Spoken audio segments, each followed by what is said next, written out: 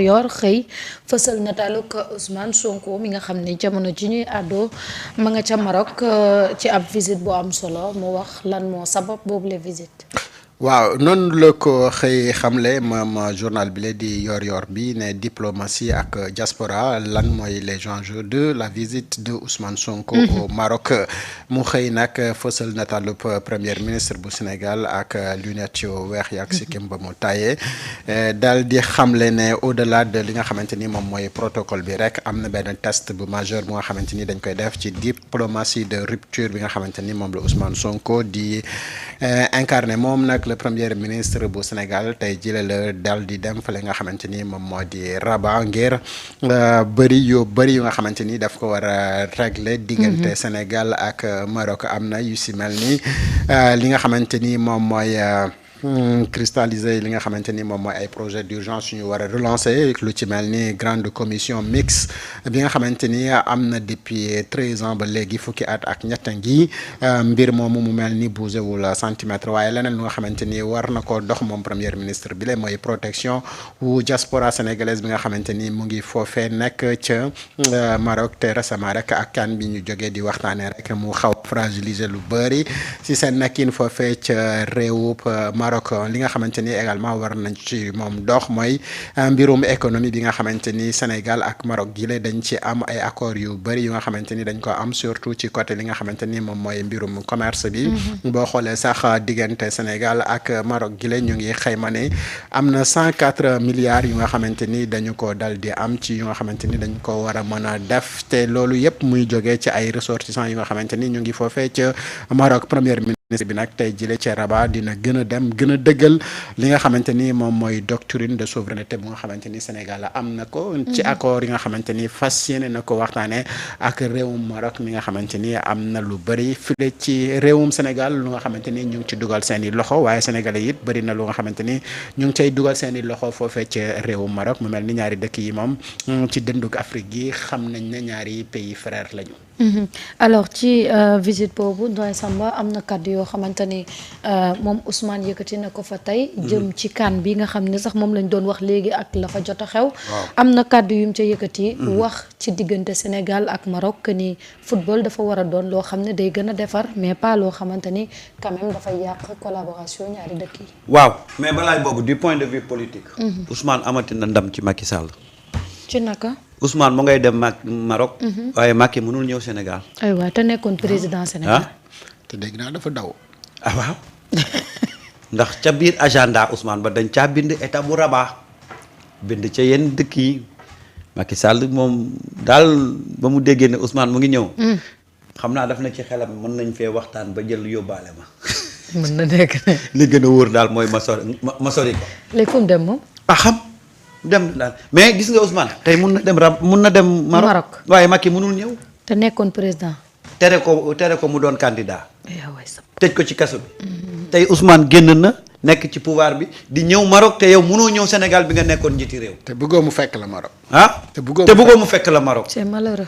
gis nga bref mais pour revenir à la visite de Ousmane c'est-à-dire que da ngay dem ba si àgg doo xam Ousmane sax ban poste nga ko war a jox. waaw. parce que Ousmane nag tey mu ngi incarné dëgg le chef de la diplomatie sénégalaise ndax à chaque fois que y a une situation à décanter au niveau international Ousmane bu demee situation bi décanté dem na fi Chine ay partenaires ñëw mu dem fi Turquie ay partenaires ñëw mu dem fi Émirats arabes unis ay partenaires ñëw mu ngi nii dem na Maroc dans un contexte marqué par des violences post-CAN doomu Sénégal ya nekk foofu nekk ci njàqare nekk ci tiit Ousmane ñëw na fa te avant Ousmane di yegsi le secrétaire général chargé des Sénégalais de l'extérieur dem na nemmeeku ki nga xam ne moom lañ taaloon restaurant yam muy Mama Africa dem na loolu soulagement la Ousmane tey bi mu wàccee ci avion bi dégagement bi muy dox da ngay ne c'est un président qui descend da ngay fàtte ne c'est un premier ministre da ngay fàtte ne c'est un premier ministre ndax ni mu wàccee ci avion bi Marieta daa bëri titre gis naa ko di gis nga ko kii nu tudd Babacar am na benn vidéo foofu doon wàcc ci oto bi wàcc rek di tëj ci naan nii di wàcc bii na xola di njaab yàlla moo ñu defal loolu Ousmane a bëri titre yàlla moo ñu defal loolu c'est-à-dire que dafa bi muy wàcc ci avion bi ak ni mu dégagement bi mais tu te dis que c'est un président qui descend comme ça xam da leen doon nappaale si njaab bi waaw da leen doon nappaale de ni mu doon wàccee noonu daf leen doon nappaale lu mu def moo ko tay mais tey Ousmane il est venu et tu as vu tout le protocole bi ñu ko defal mais il est dans la peau d'un président et loolu nag Ousmane moo ko am un premier ministre boo xam ne bu génnee tu as l'impression que c'est un président qui s'est déplacé ça c'est Ousmane yàlla moo ko defal et aujourd'hui mu dem et quand il est venu Ousmane a campé d'abord son premier discours sur le sport parce que sport bi moo xawoon rendre délétère un peu les relations mu ne fii après la CAN les incidents observés ici ou là-bas doivent être analysés avec discernement ils doivent être considérés comme des excès isolés liés à l'émotion et non comme des fractures profondes entre notre peuple et ça c'est important il faut que les gens xam ne bon émotion yeeg affaire yooyu ñoo indi woon incident yi mais mënul laal suñu relation avec le Maroc mu ne fii le sport par essence est un puissant facteur de rapprochement et de fraternité et ne saurait remettre en cause la solidité des relations entre le Sénégal et le Maroc il a raison le sport dans son esprit et dans sa conception nii la war a demee waaye bu fekkee ne ñoo yor sport ba dañoo am geneen xel goo xam ne romb nañ sport bi mooy indi sport di demee nii waaye sport buñ ko bàyyi woon ca nañ ko tëggee ak esprit bi taxoon sport jóg kon incident yi du am kon nag Ousmane lii nga wax ni dëgg la waaye boo paree waxal ak CAF ak FIFA ndax tey ñoom ñoo yàq tey esprit sport ñoo ko yàq mais le sport par essence c'est un facteur c'est un facteur rassembleur waaw lan moo indi tey nag chauvinisme bi am ci biir sport bi lan moo indi nit ñi di reyante tey ci biir sport bi parce que dafa am ay instances yoo xam ne tey dañoo jël sport bi génne ko ci esprit bi mu nekkoon di régler des questions purement géopolitiques Ousmane nag xam na loolu c'est-à-dire que de façon diplomatique te comme dafa nekk ci régler des questions entre deux pays du mën a dugg ba ci biir waaye xam naa ne ci fan yu néew di nga ko dégg mu attaqué CAF ak FIFA bu ko defee day man def li ma bëgg waaw parce que moom bëgg naa lool mu yee ci yat bi waaw ndax sans moom tappalewu gars yi ñu bëri duñ ci wax merci beaucoup Samba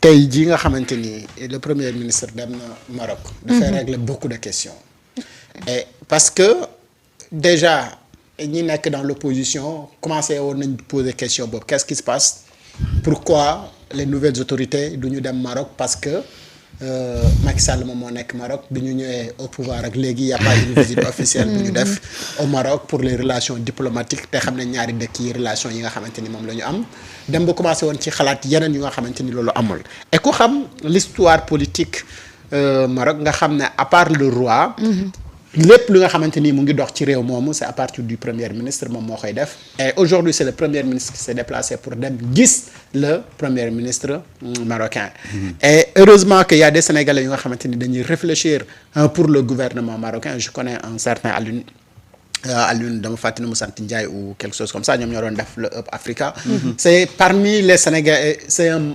Sénégalo-marocain bu nga xamante ni il fait partie de ñi nga xamante dañuy réfléchir pour l'économie marocaine et genre nit yu mel noonu aujourd'hui gis nga ni ñuy nekkee en bonne position pour waxtaanee li nga xamante ni moom mooy suqali économie wu ñaari réew yi mais li nga xamante ni moom mooy doomu Sénégal yi nekk Maroc ak doomu Maroc yi nekk Sénégal dañu bëri donc au-delà de lépp li nga xamante ni war nañu ko mën a li waroon yem ci kaf ak ree bëgg a déborder kaf ak ree un homme comme Ousmane Sonko dem au Maroc pour régler non seulement ces questions parce que lu muy brosse la rek pour wane que ni li ñu seq moo ëpp njëriñ téeméeri junni yoon li nga xamante ni moom mooy football bi nga xamante ni moom la ñuy am à part étoile bi ñuy def suñu libi économiquement amul benn Sénégalais bu lay war a wax ne la lii impacté na ko positivement ci jël bi ñu jël coupe bi à part la fierté ak yeneen yi nga xamante ni am na ko mais ñaari dëkk yi li ñuy am ci ay relations commerciales li ñuy am ci relation économique ak yeneen yi nga xamante ni moom la ñuy def ngir suqali suñu ñaari réew yi loolu moo war a jiitu et ëpp doole li nga xamante ni moom la ñuy gis de l'autre côté mais tey le premier ministre est arrivé pour wax le premier ministre marocain que ni suñu bët fi mu nekk moo sut téeméeri junni yoon di nga xamante ni lii simple mbir la woon moo xamante ni dafay am et on l'organise chaque 2 ans wala chaque 4 ans. ay compétition la ça dépend du règlement de CAF donc ñun nekkuñu ci yooyu mais dañu nekk ci lu ëpp loolu. ginnaaw nag ba dañu nekk ci lu ëpp loolu faaw sénégalais yi nekk fii ngeen jàmmal leen marocains yi nekk fa la ñu jàmmal leen suñu relation économique bi mën a dox comme na mu doxee parce que c'est des deux pays frères lañu et li nga xamante ni moom la ñu bokk.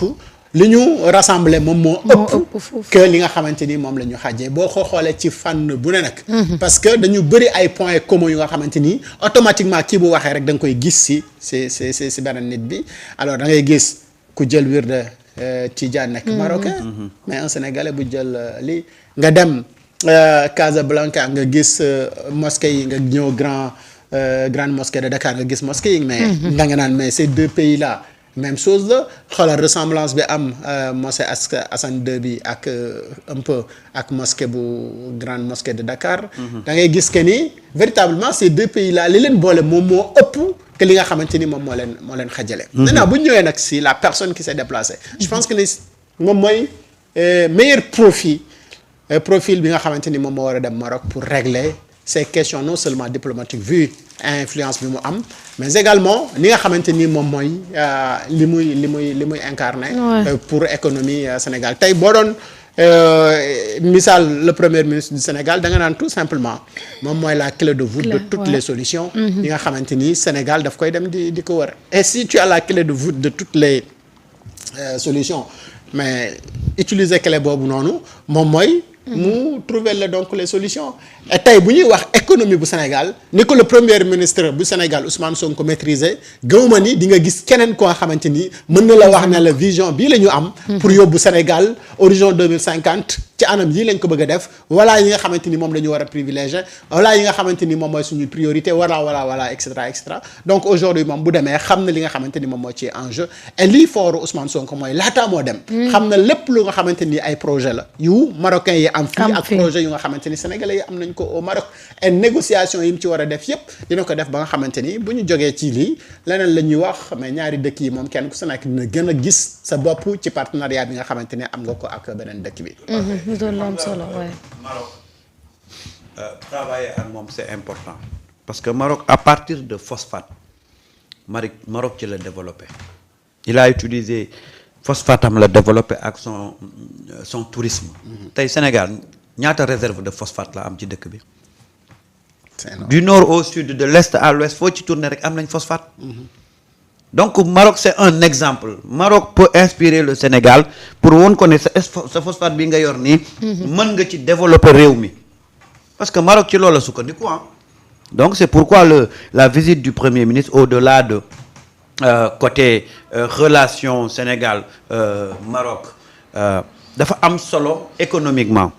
économiquement pour mën au moins ñu def des échanges de li ñuy wax xam-xam ci lu jëm ci wàllu phosphate. parce que tey nag ñun am nañ phosphate pendant des années. ñan ñoo nekk tey fële ca Mboro ay indien do ñun imaginer ñun nan lañ mën a amee yenn ressources yi di dem di jëndi semence di jëndi li ñuy kiyee tool yi xam nga loolu kenn mës ko gis. tey mun nañ dem ba di produire et je pense que à ce niveau là sax même ISRA bu Sénégal ñu ngi def ay efforts pour que léegi li nga xam ne moom la ñuy jënd muy engrais ñu mën ko defar fii ci Sénégal di ko jaay les Sénégalais. bref en tout cas moi je dis que c'est une visite boo xam ne qui a plusieurs enjeux raffermir les liens sécuriser les Sénégalais régler également la question des Sénégalais qui sont en garde à vue actuellement. Ouais, surtout les supporters loolu it bu ko gars yi fàtte. am na Sénégalais yoo xam ne dañ leen téye normalement ils doivent retourner au tribunal le 4. le 4 mais sori na nag. yàlla na Ousmane buy ñëw mu indaale leen. amiin yàlla na ko indaale donc question yooyu yëpp dañ ko war a régler donc c'est une visite boo xam ne moment bi mu ñëw ak contexte bi c'est très important. ñun nag suñu problème ak Maroc c'était sur le terrain. dépassé nañ ko. dafa am ay instances yoo xam ne ñoo fi nekk di jéem a tojal kaan yi pour affaire bi gën a dégénérer nekk ci beneen niveau. mais ñun les Sénégalais xam nañ li ñu boole woon ci wàllu terrain bi ñu ci pare nañ ci nous ce qu'on réclame que nos concitoyens soient rek ñu ñibbisi. mais en réalité le Sénégal n'a jamais eu de problème ak le Maroc. amul. c'est que le Sénégal dafa yàq diilu CAF ak FIFA. kese et CAF ak FIFA bëgg a jël problème bi. wékk ko Sénégal. mais transféré ko Maroc. mais que non ça c'est un problème entre vous deux. alors que c'est pas entre nous deux. monde entier xam nañ ne le problème. c'est CAF parce que foofu ñu nekkoon ci stade ba ndonte biir Maroc la ñu nekk. mais amul benn loi marocaine. benn loi bu nga xamante ni dafa doon dox ci biir terrain bi. loi yi fa doon dox yépp ay règlement ak ay loi yu. CAF la ak yu FIFA. sécurité beeg leneen la ca topp yépp c'est ñoom. donc ce qui s'est passé sur le terrain c'était ñoom. et non pas le Maroc ni le Sénégal. donc yooyu dañu ko war a lii nañ ko yemale ci cadre sport comme ni ko le premier ministre waxee. ñu li ko lii nag jàgg nañu ko gis ci ay mbir yu bëree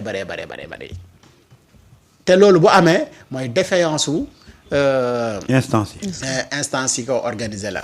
mais naka nga mën a comprendre benn sécurité bu nga xamante ni moom moo war a assurer sécurité supporter rek ñeneen ñi ci nekk yépp moom moo dank kurpeñ di ko dóor ci kanamu jàmbur. mais loolu c'est un scandale. ñëpp gis image kan moo def loolu. mais kooku élément la bu nga xamante ni CAF moo ko recruter pour mu assurer la sécurité ci ñiy ñëw ci stade bi. kan moo xaaj waroon a yemale billet yi. ba nombre marocain yeeg nombre sénégalais yem ci stade bi defuñu ko. de. mais kan moo indi loolu. kan moo dem ba à la dernière minute mu choisir arbitre bu nga xamante ni mais adduna yëpp xam nañ ne ce qui s'est passé bu fekkoon ne lu naturel la warul woon mën a demee noonu et cetera donc le problème ce n'est pas entre le Sénégal ak le Maroc mais c'est entre donc deal bu Sénégal toj bu CAF ak FIFA doon lii mais après les réactions l'ont montré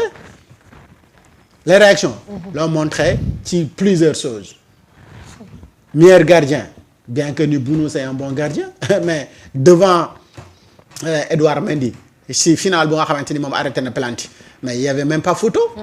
fair play pourquoi nga di ko jox Hakimi bàyyi fil Crépin Diatta mi nga xamante ni ci CAN bi yépp ñëpp xam nañ ne moo gën a fair play ci li mu def. Sénégal loolu naka nga ko mën a expliquer. léegi c'est-à-dire nañu xool rek Hakimi ñaata match la football. après ñoom bi ñu qualifié pratiquement footballul CAN bi. waaye parce que dafa blessé woon début bi yëpp footballul. non footballul CAN bi naka nga mën a jëlee ku nga xam ne dafa football CAN bi nga primé ku nga xamante ni footballul CAN bi au détriment ci kii football CAN bi. c'est-à-dire il faut que sàcc serviette jàmbur di joxe. non c'est-à-dire y a tellement de choses yu nga xam ne da ngay xam ne lii CAF di def nii ak FIFA vraiment am na derrière lu nga xamante ni kenn xamul lu mu doon et ce deal là nag. bi Sénégal éclaté mais moom moo leen neexul.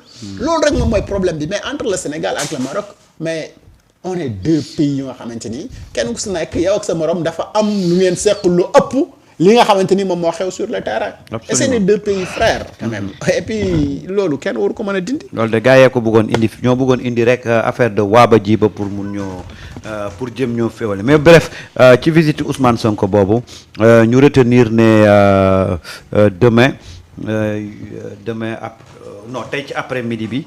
war na rencontrer des institutions. Notamment les présidents des deux chambres du Parlement marocain, ainsi qu'avec le ministre des Affaires étrangères. Visite officielle bi nag dana continuer ci mardi bi ak mercredi bi entre Rabat ak Casablanca avec un agenda axé ci li ñuy wax sur le renforcement des relations politiques, économiques et parlementaires entre le Sénégal et le Maroc. Loolu nag dafay wane ne ñi Sénégal ñor ñu ngi ci Sénégal. ñi seen bopp ñor ñu ngi fële di xëccoo ay billets ma ku nekk li la ñor. waaw ñun nag Sénégal yi. war nañ xam ñi nga xam ne Sénégal moo leen ñor. y a pas photo. mais sax ñun on l'a dit toujours hein.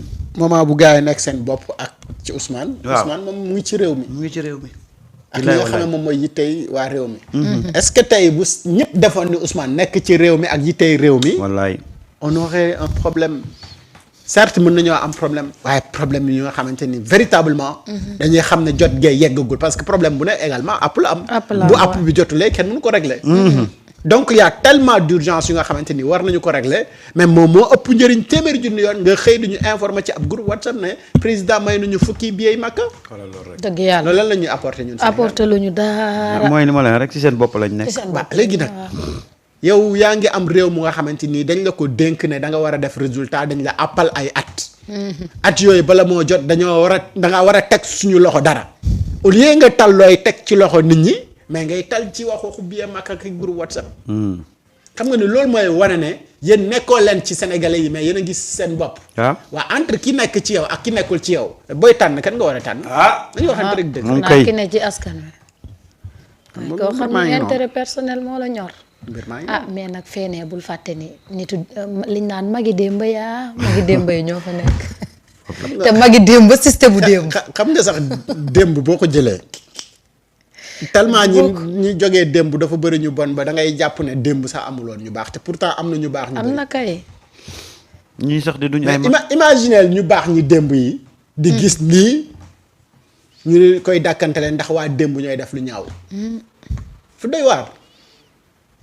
waaye nag kenn ku si nekk la nga xam rek ngay def. waaw li nga tàmm rek. li nga tàmm rek. moo tax booy tànn nag pour servir ab nation da ngay tànn ñu nga xamante ni wax dëgg fa na yàlla seeni jëfin rafet na. xam nañ lu baax li nga xamante ni dinañ ko def ngir askan wi. mais bu fekkee ne la ñu xam moom ak li askan wi bëgg dafa safaanoo. dëgg yàlla boo ko tànnee jiital ko rek yaa tooñ sa bopp. dëgg la de. moo tax nag boo ci góobee it nag. moo tax nag ñu war a xam li ñu yor. dimension bi Ousmane nekk war nañ ko mesurer ci fi mu toll. tey xoolal des gens qui se lèvent pour di jéem a sax bu ñu bëggee buzz ci Ousmane la ñuy tudd turam la ñuy tudd. loolu la ko yàlla man dama ko gis tey ci suba bi muy wàcc ci aéroport bi j'étais content wallahi sama xol dafa seddati rek ma ne wallahi ñun lii ñu am nii jàmbur ya nekk bitim réew sax ñoo ñu gën a xam ki ñu am. ndax tout le protocole bi ñu ko defar ak regard yeeg respect bii nga xam ne moom lañ jox Ousmane da ngay xam ne ñii xam nañ la dimension de kii ñëw. ñu ne Sénégal dañoo soxor ba soxoree suñu bopp. ku ñu raw. waaw lu ñuy wax nag ku soxoree sa dono. sa deewin ñaaw. sa deewin ñaaw. dee bu bon ngay dee. dee bu bon ngay dee. xam nga lu gën a bon. day mel ni picc mu nekk ci digg ay booy yoroon lasper. foo jaar xale lasper la. c'est-à-dire que Ousmane tey man toujours dama koy wax il faut plus qu'on ñu jël Ousmane en tant que leader politique dépassé na loolu. dépassé na loolu c'est-à-dire que aujourd'hui c'est aujourd'hui le symbole du Sénégal souverain. te nag fu mu dem ci loolu lañ koy xoolee. te fu mu dem it imposer ce label là. tey boo dégloo discours am tey ci kanamu marocain yi mais am na fa ay militants yu bees ci marocain yi. waaw. moo am fay militant. am na fa ñu bees ay marocains yoo xam ne boo defu ndànk danañ ko woteel xaw ma nag nu ñuy jaar ba woteel ko. ndax mooy sama problème soxna bi waaw waaye danañ ko woteel de. parce que c'est-à-dire que voilà un peu les gens façon leader bi ñuy xaar tey ci Afrique. Marita di nga après dañu wut vidéo bi fii ak ngoon. ma jox naa ko kii bu yàgg wàcc bi. non bi mu toogee ca biir di wax. gars yi dañoo mel ni kuy déglu seen sëriñ. ma ne la nañ dem rek après am na fa ay militants yu bees moom kay Saraba moom dana gën a xat foofu ndax bés bu marocain yi xamee ni kii la doon ci xeexal dañ ne ko yow waroo toog fii. waaw dinañ ko xatal. non c'est-à-dire que c'est un leader boo xam ne. réew mu ko dalal. Saraba sax ak Marrakech dañoo xaw a xëcc de.